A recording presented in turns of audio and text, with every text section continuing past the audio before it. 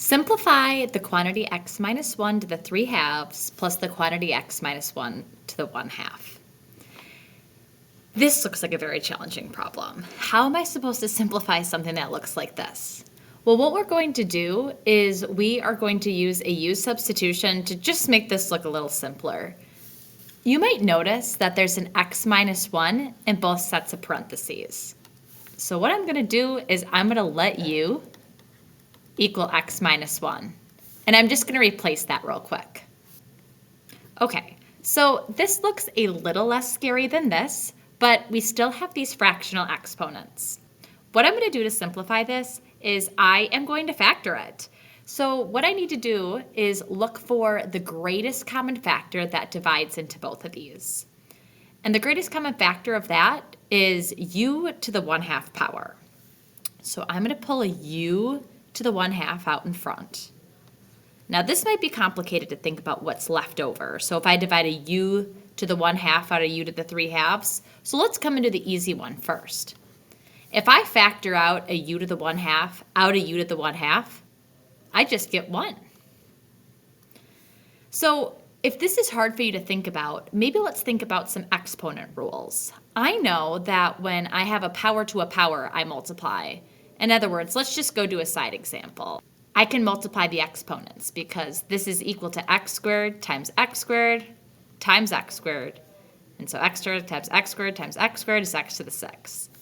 So over here, I'm going to think about u to the 1/2 times what is equal to 3/2. And I'm going to use my exponent rules. In other words, 1/2 plus what is equal to 3/2.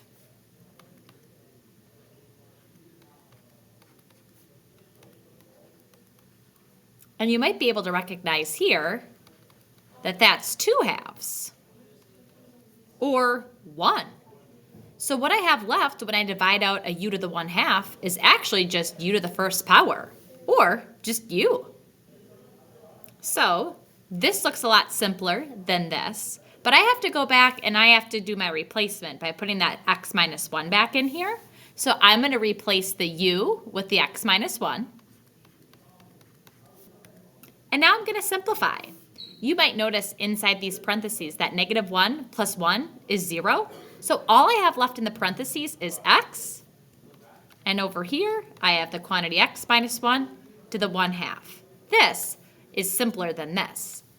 And this is a way that you could write this problem. But you also might remember that when you have a fractional exponent, you can rewrite it as a square root. So you might see something like this. And mathematicians sometimes like to put this coefficient of x out in front. So something like that is the simplified form of what was this really complicated problem that had exponents in it.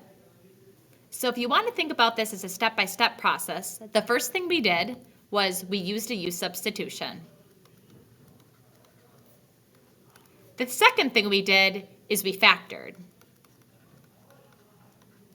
The third thing we did is we plugged our u back in to represent that x minus 1.